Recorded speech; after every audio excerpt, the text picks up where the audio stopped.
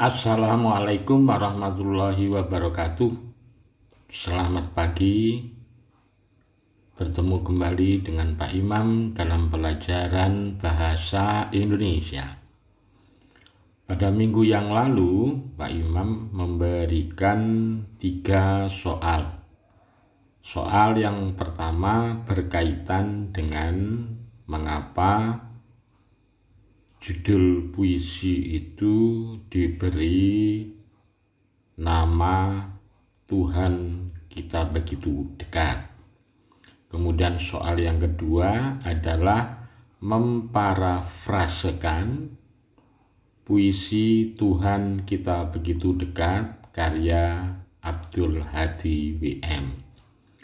Yang ketiga adalah soal yang berkaitan dengan analisis struktur batin puisi Tuhan kita begitu dekat. Pastinya kalian sudah mengerjakan di buku tulismu masing-masing.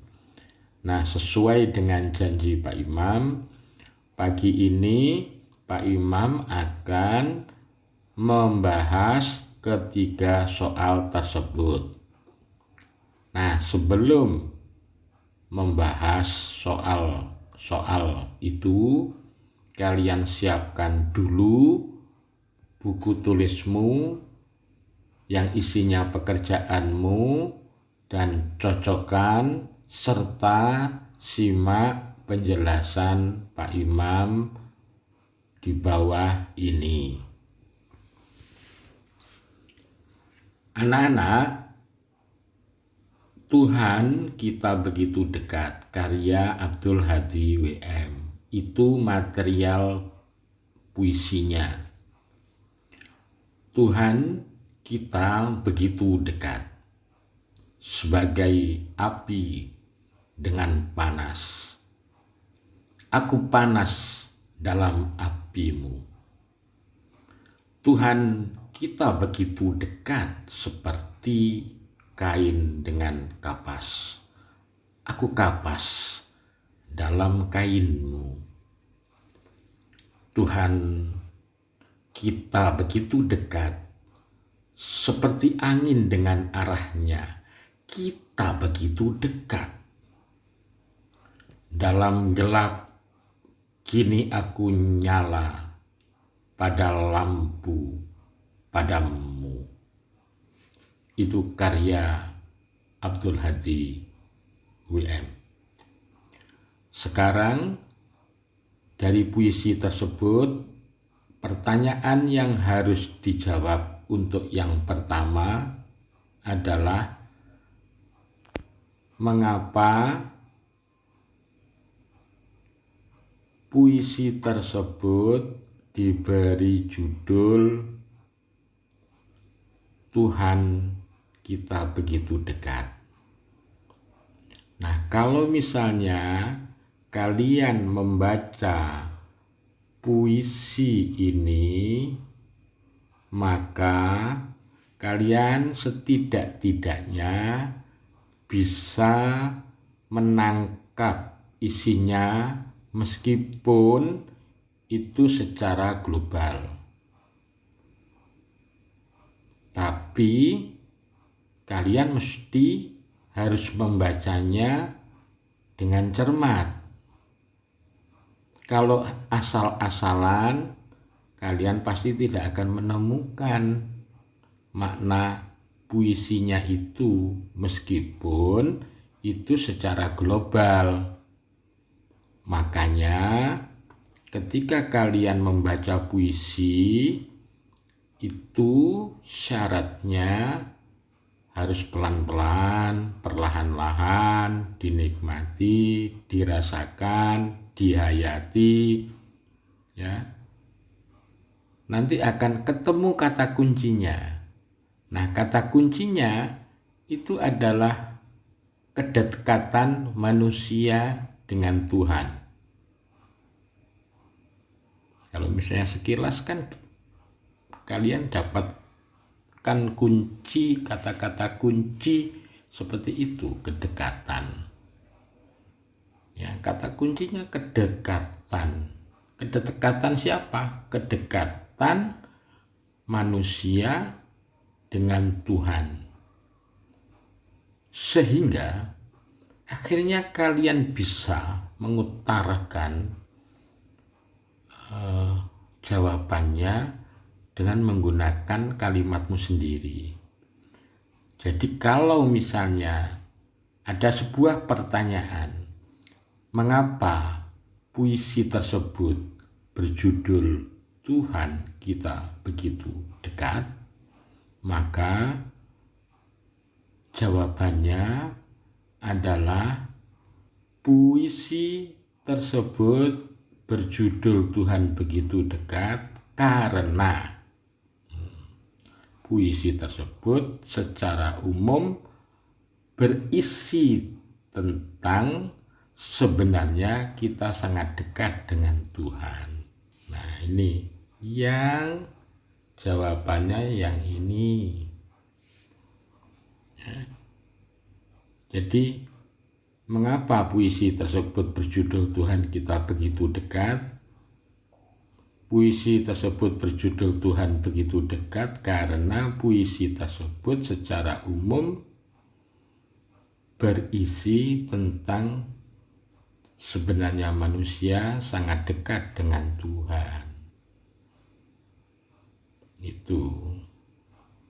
Nah, sebagai catatan tambahan, yang namanya orang memberikan judul, ya, itu pasti dikorelasikan atau dihubungkan dengan isinya.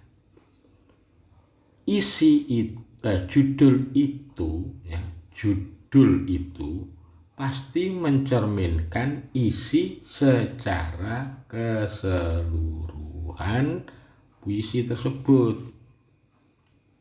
Ya, syarat judul itu adalah judul itu harus sesuai dengan isi, atau Pak Imam mengistilahkan judul karangan itu berkorelasi dengan isi.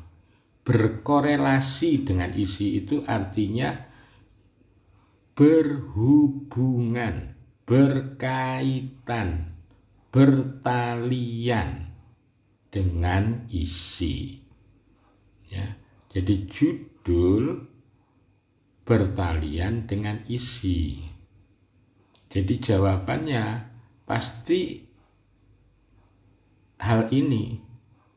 Makanya jawabannya adalah puisi tersebut berjudul Tuhan begitu dekat karena puisi tersebut menceritakan atau berisi tentang sebenarnya manusia itu sangat dekat dengan Tuhan.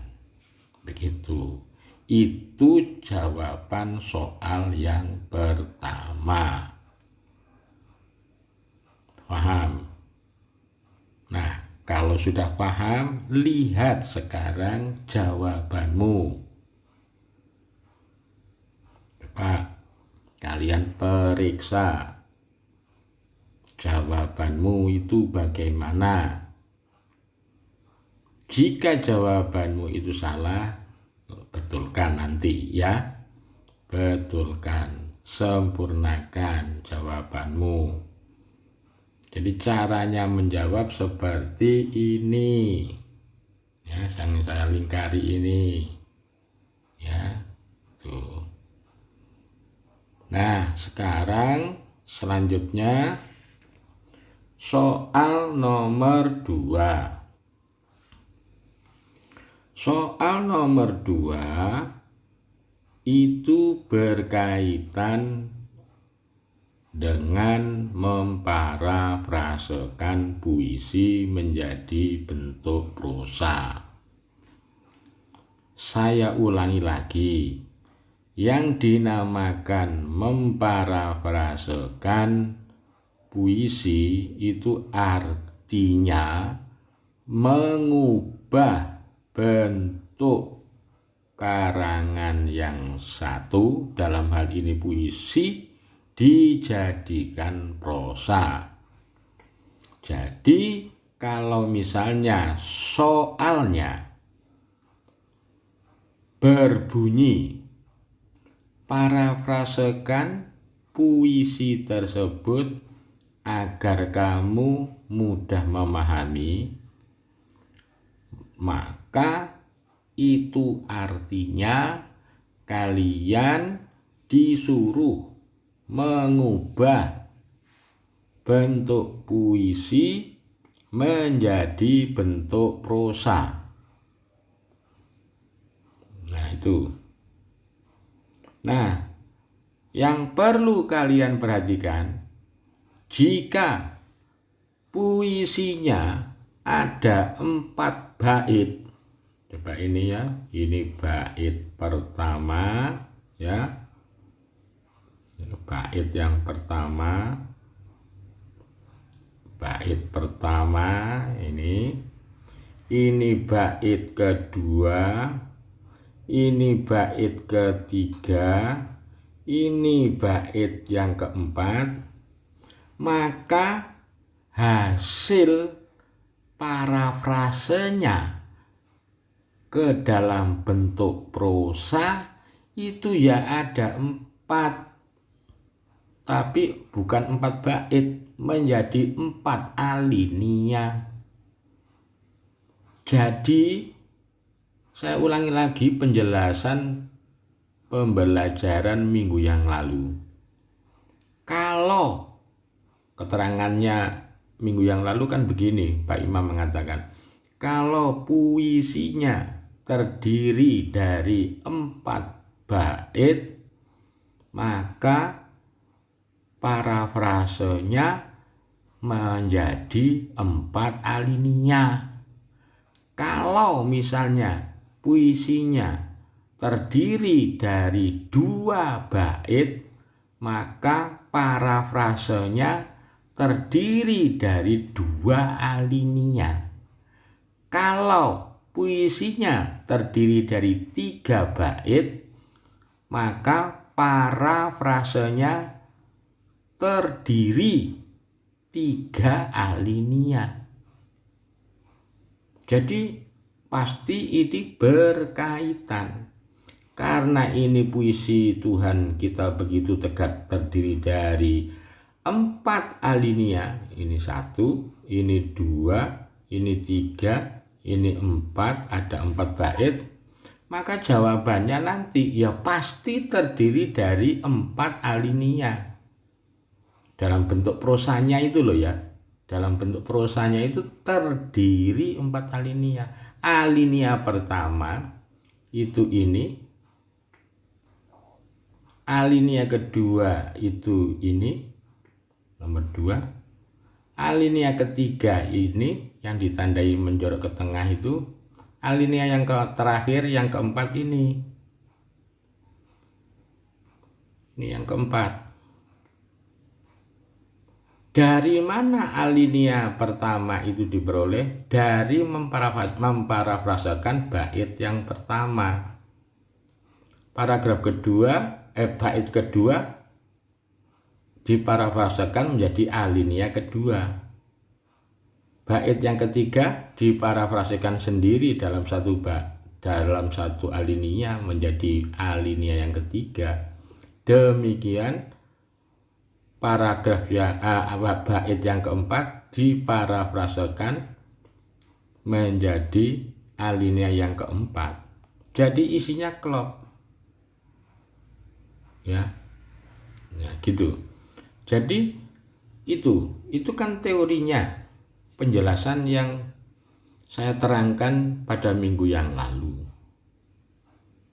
Makanya sebelum menjawab puisi ini, Pak Imam menyuruh kamu untuk mengulang memutar video pembelajaran minggu yang lalu untuk mengingatkan kembali agar kalian menjawab dengan betul. Nah, itu parafrase. Jadi tugasmu kalau soalnya itu disuruh memparafrasekan puisi tersebut agar kamu mudah memahami, ya kamu berarti mengubah puisi ini menjadi bentuk prosa. Kalau misalnya puisinya terdiri dari 4 bait, seperti Tuhan kita begitu dekat itu terdiri dari 4 bait, maka puisinya itu ya terdiri dari 4 alinea, begitu. Nah, memparafrasekan itu ada 2 macam kan jenisnya. Yang pertama, parafrase terikat. Yang kedua, jenis parafrase bebas. Nah, ini jawaban ini kebetulan yang saya pilih adalah parafrase jenis yang bebas. Coba kalian ingat lagi penjelasan Pak Imam minggu yang lalu. Pak Imam memberikan 2 contoh langsung, contoh parafrase terikat dan contoh parafrase bebas. Nah, kalau misalnya kalian disuruh memparafrasekan puisi, kalian boleh memilih jenis apa yang kalian gunakan. Boleh menggunakan parafrase terikat, boleh menggunakan jenis parafrase bebas. Yang terpenting hasil parafrasenya itu tidak boleh mengubah makna. Sekali lagi, ini kata kuncinya. Hasil parafrase itu tidak boleh mengubah maknanya. Maknanya harus sama. Nah, jawabannya ini adalah jenis parafrase bebas. Kebetulan Pak Imam memilih memparafrasekan jenis parafrase bebas. Bait pertama. Tuhan kita begitu dekat, sebagai api dengan panas. Aku panas dalam apimu. Itu kalau saya parafrasekan secara bebas menjadi bahwa Tuhan itu sebenarnya sangat dekat dengan kita. Kita itu maksudnya siapa? Manusia. Ya. Jadi boleh kita itu dijawab manusia. Kedekatan Tuhan dengan manusia itu ibaratnya atau diibaratkan seperti api dengan panas atau panas dalam apinya. Hasilnya seperti itu. Jadi ini yang saya lingkari ini diperoleh dari memparafrasekan bait yang pertama. Itu terdiri dari berapa itu? 2 kalimat. Nggak mungkin hasil parafrasenya itu terdiri dari 1 kalimat. Bukan namanya alinea kan gitu. Ada yang menjawab hanya satu kalimat, ya itu salah gitu ya. Nah, yang kedua, Tuhan kita begitu dekat seperti kain dengan kapas. Aku kapas dalam kainmu. Ya. Bait yang kedua diparafrasekan menjadi alinea kedua. Ini hasilnya, bentuknya paragraf alinea. Saya parafrasekan secara bebas menjadi bahwa Tuhan itu sebenarnya sangat dekat dengan setiap manusia. Kedekatan Tuhan dengan manusia diibaratkan seperti kain dengan kapas atau kapas dalam kain. Jadi 2 hal yang saling berkaitan. Ini hasil parafrase paragraf kedua. Hasil paragraf yang ketiga, Tuhan kita begitu dekat. Ya, Tuhan kita begitu dekat. seperti angin dengan arahnya. Kita begitu dekat. Nah, bait ketiga kan seperti itu. Ini, ya. Tuhan, kita begitu dekat, seperti angin dengan arahnya. Kita begitu dekat. Nah, ini kalimat ini seakan-akan kan menekankan bahwa hubungan antara Tuhan dengan manusia itu sebenarnya sangat dekat loh ya. Tidak terlalu jauh, tidak sangat jauh ya. Sebenarnya sangat dekat. Ini sifatnya bait ini adalah menekankan bahwa sebenarnya Tuhan itu sangat dekat sekali dengan manusia. Sehingga hasil parafrasenya menjadi bahwa Tuhan itu sebenarnya sangat dekat sekali, karena sifatnya menekankan toh tadi ya. Kedekatannya Tuhan dengan manusia itu diibaratkan seperti angin dan arahnya. Sekali lagi, Tuhan itu sangat dekat dengan manusia. Nah, sekali lagi ada frasa sekali lagi, karena isinya ini menekankan. Jadi hasil parafrasenya adalah seperti ini. Ada parafrase sekali lagi, Tuhan itu sangat dekat dengan manusia. Coba kamu simak itu hasil parafrasenya. Ya. Nah, sekarang paragraf yang terakhir. Paragraf yang terakhir. Dalam gelap, kini aku nyala pada lampu padamu. Dalam gelap. Nah, gelap di sini artinya apa? Itu makna simbol. Artinya gelap itu adalah ketika manusia mengalami kebimbangan, ketika manusia mengalami kesedihan, ketika manusia mengalami hati yang tidak tentram, tidak bahagia, mengalami cobaan, maka hanya ada satu jalan yang dilakukan manusia, yaitu berlari mengadu ke pangkuan Tuhan, karena manusia itu butuh pertolongan Tuhan. Sehingga hasil parafrasenya, paragraf yang keempat atau paragraf yang terakhir, menjadi bahwa dalam gelap ini maksudnya ada bahwa dalam kegelapan manusia, atau bahwa ketika manusia mengalami kesedihan, kebimbangan, ketidakbahagiaan, penderitaan, ataupun mengalami kesusahan, maka manusia akan kembali lagi ke dalam pangkuannya. Maksudnya pangkuan Tuhan, meminta pertolongan Tuhan, karena manusia itu butuh pertolongannya. Menjadi seperti begitu. Nah, itu caranya anak-anak. Jadi kalau nanti ada soal lagi, kalian harus sudah mulai benar ya mengerjakannya. Tidak boleh asal-asalan ya. Makanya penjelasan yang disampaikan oleh Pak Imam secara tidak langsung melalui video itu betul-betul diputar dan didengarkan dan dimengerti. Kalau tidak dimengerti, nanti kamu akan tidak bisa menjawab soalnya. Kalau nggak ngerti, diputar lagi gitu ya.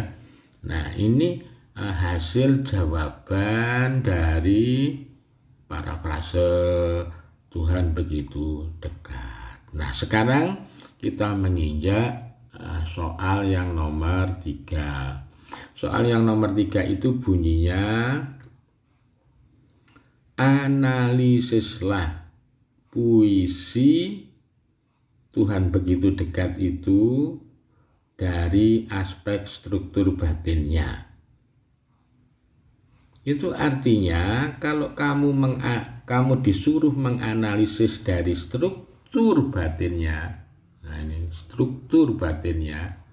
Itu artinya kalian itu disuruh mencari apa sensenya, apa temanya, bagaimana subjek materinya atau pokok-pokok pikiran setiap baitnya, kemudian bagaimana rasanya atau feelingnya, bagaimana nadanya, bagaimana amanatnya, dan terakhir bagaimana makna secara keseluruhan puisi itu. Karena apa? Kita disuruh menganalisis struktur batin. Nah, struktur batin puisi itu kan ada 7, yaitu sense, tema, subjek mater atau subjek mater atau pokok-pokok pikiran setiap bait. Pokok pikiran, ide pokok itu lho rek ya. Ide pokok setiap bait, feeling atau rasa, nada atau tone, kemudian amanat atau pesan, kemudian yang terakhir yang ketujuh itu adalah makna keseluruhan puisi. Berarti kita mencari itu gitu. Nah, di dalam pekerjaanmu ada yang tidak menganalisis dari ini, ya justru salah. Struktur batin loh. Struktur batin itu berarti ya kita itu menganalisis dari 7 hal itu, yakni sense, tema, subject matter, feeling, nada, amanat, dan makna keseluruhan puisi. Nah, sekarang kita analisis sense-nya apa? Sense itu apa? Masalah secara umum puisi itu menjelaskan tentang apa? Nah, jawabannya adalah secara umum puisi tersebut membicarakan kedekatan manusia dengan Tuhan. Yang dibicarakan itu adalah kedekatan manusia dengan Tuhan secara umum.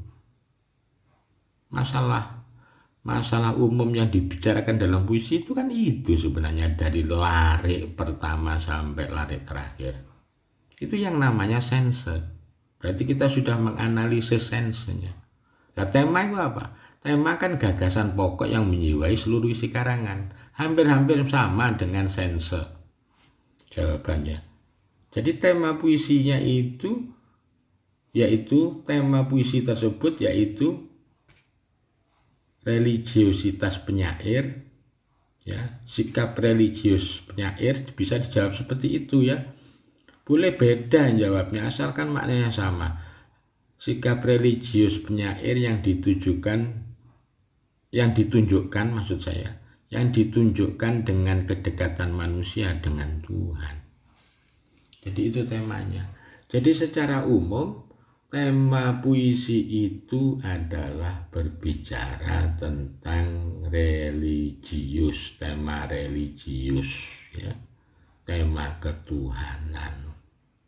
Ya. Tema religius itu padha karo tema ketuhanan. Dijawab tema ketuhanan yang ditunjukkan kedekatan manusia dengan Tuhan, sudah benar itu. Ya, sudah betul. Itu temanya.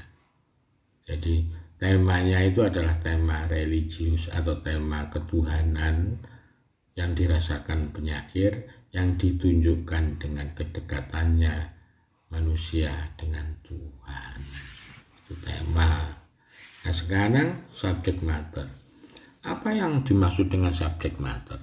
Di dalam penjelasan saya minggu yang lalu, yang namanya subject matter itu adalah ide pokok, gagasan pokok, ya, pikiran utama setiap bait. Jadi satu bait itu mengandung satu pikiran pokok. Jadi kalau misalnya ada 4 bait, maka otomatis ada 4 pikiran pokok atau 4 ide pokok atau 4 pokok pikiran. Karena puisi Tuhan begitu dekat karya Abdul Hadi WM terdiri dari 4 bait, maka jawabannya ya pasti ada 4 ide pokok. Ide pokok bait pertama adalah kedekatan manusia dengan Tuhan seperti api dengan panas. Ini. Atau kalian jawab, kedekatan manusia dengan Tuhan diibaratkan api dengan panasnya. Betul. Beda redaksi, beda kalimat nggak apa-apa. Yang terpenting maknanya sama. Ya.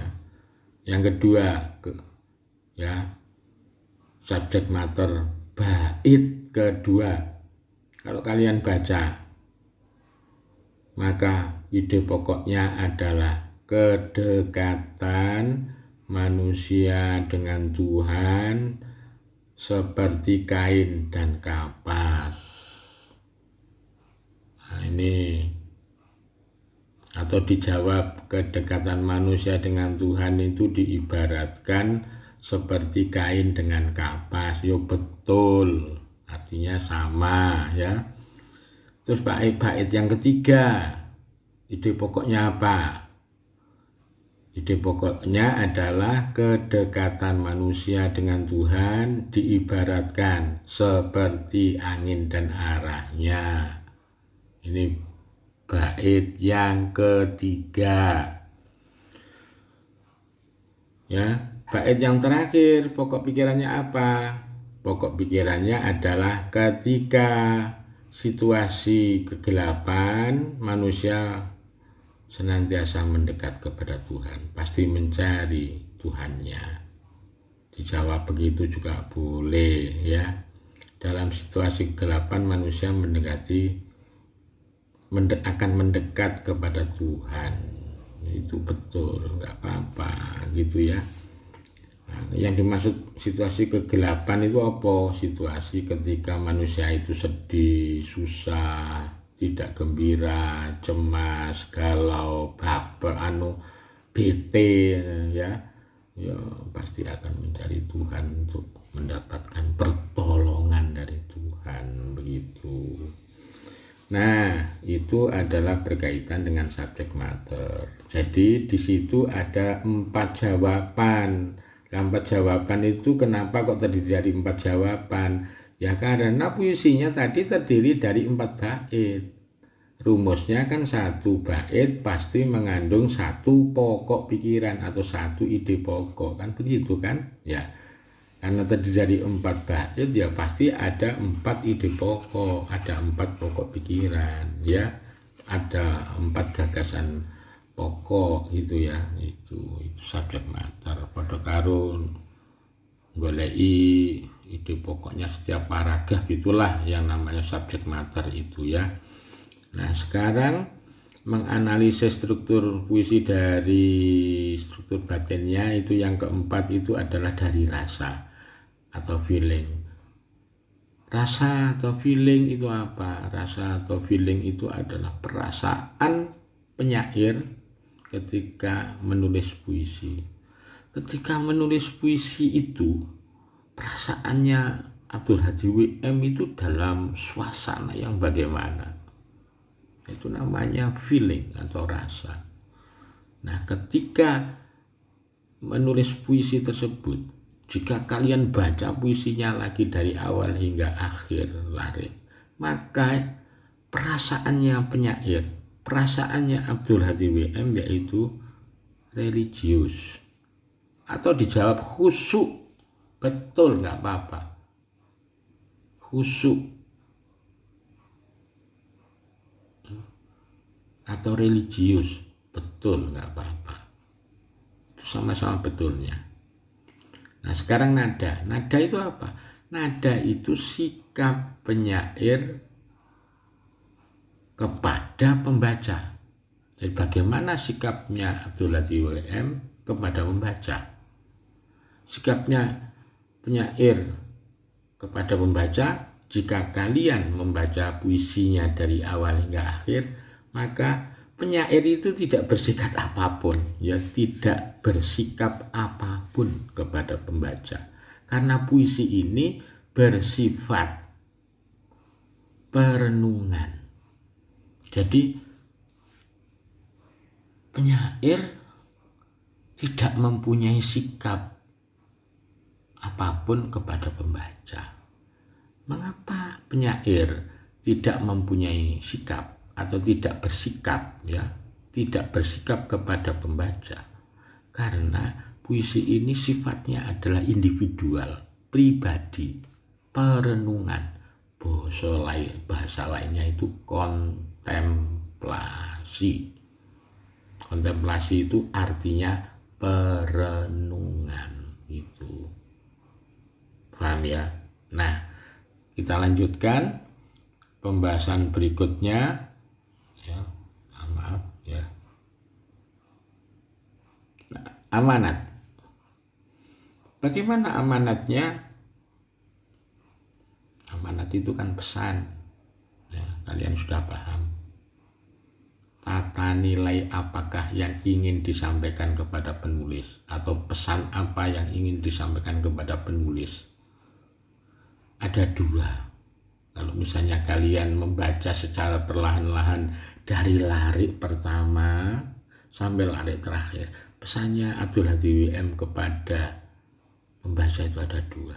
Yaitu yang pertama, bahwa sebenarnya Tuhan itu sangat dekat dengan manusia. Itu yang pertama. Tuhan itu tidak jauh dari manusia, sangat dekat. Yang kedua, bahwa Tuhan adalah tempat untuk mengadu dan berlindung ketika manusia dalam situasi kegelapan. Kegelapan maksudnya di situ adalah penderitaan, kecemasan, ketidakbahagiaan, mengalami kesulitan, dan seterusnya. Itu ada dua pesan, ya. Ada dua pesan yang ingin disampaikan kepada pembaca. Amanat itu pesan. Terakhir, analisis struktur batin yang terakhir, yaitu berkaitan dengan makna keseluruhan puisi. Di dalam bahasa Inggrisnya itu dinamakan the total of meaning. Meaning itu makna, total itu keseluruhan makna puisi. Keseluruhan makna puisi, kalian jawab begini boleh, bahwa manusia itu sebenarnya mempunyai hubungan yang sangat dekat dengan Tuhan. Kedekatan manusia dan Tuhan itu ibaratnya angin dan arahnya, api dengan panas, atau kain dengan kapas. Ketika manusia mengalami kebingungan, penderitaan, kesusahan, ketidaktenangan, maka Tuhan adalah tempat bersandar untuk meminta pertolongan, meminta perlindungan, meminta kemurahan, meminta keberkahan, dan sebagainya. Ini adalah makna keseluruhan puisi. Ya, ini makna keseluruhan puisi. Loh Pak, kalau misalnya dijawab seperti hasil parafrase tadi gimana? Ya, seperti hasil parafrasenya, the total of meaning-nya itu dijawab kayak begini, itu bagaimana? Dijawab kayak begini, ini bagaimana? Ya betul, sama saja. Itu loh, ya. Nah, ngerti ya anak-anak ya. Jadi kalau misalnya kalian disuruh menganalisis struktur batin puisi, maka kalian itu artinya disuruh mencari apa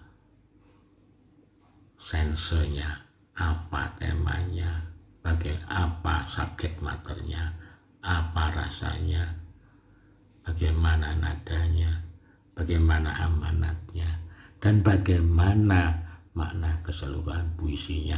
Dan itu harus dijawab semuanya. Kalau tidak dijawab semuanya, itu nanti jawabanmu tidak sempurna.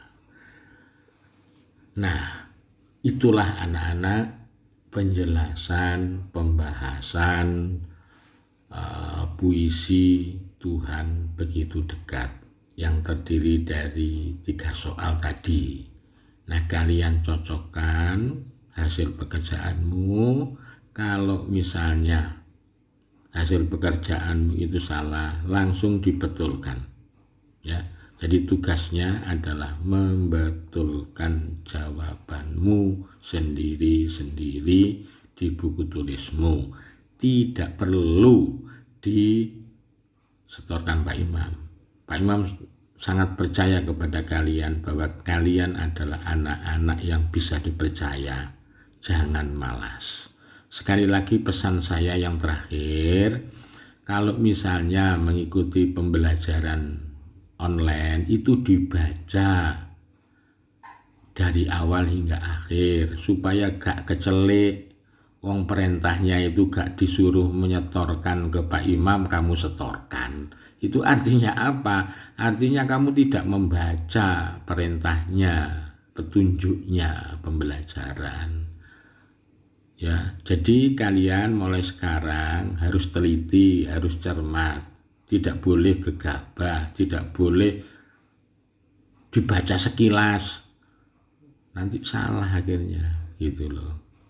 Ya, karena banyak anak yang ngecelik, enggak dikongkon nyeterne nangone Pak Imam distorke gitu ya, itu namanya kecelik. Lah mengapa kecelik? Ya karena tidak dibaca perintahnya. Jadi perintahnya atau petunjuk pembelajarannya itu tidak dipahami, tidak dibaca, atau dibaca ya, atau dibaca tetapi secara gegabah, tidak cermat, tidak dipahami, akhirnya kecelik gitu ya. Nah, begitulah anak-anak pembelajaran bahasa Indonesia pada pagi hari ini. Pesan saya, jangan patah semangat. Kalian adalah anak-anak yang hebat, kalian anak-anak yang pintar, kalian adalah anak-anak yang cerdas, kalian anak-anak yang kerja keras, disiplin ya, tidak putus asa, dan tetap menjalankan perintah agama. Saya pikir penjelasan pada pagi ini cukup sekian. Sekali lagi, betulkan pekerjaanmu di buku tulismu dengan baik. Ihdinas siratal mustaqim. Wassalamualaikum warahmatullahi wabarakatuh. Selamat pagi.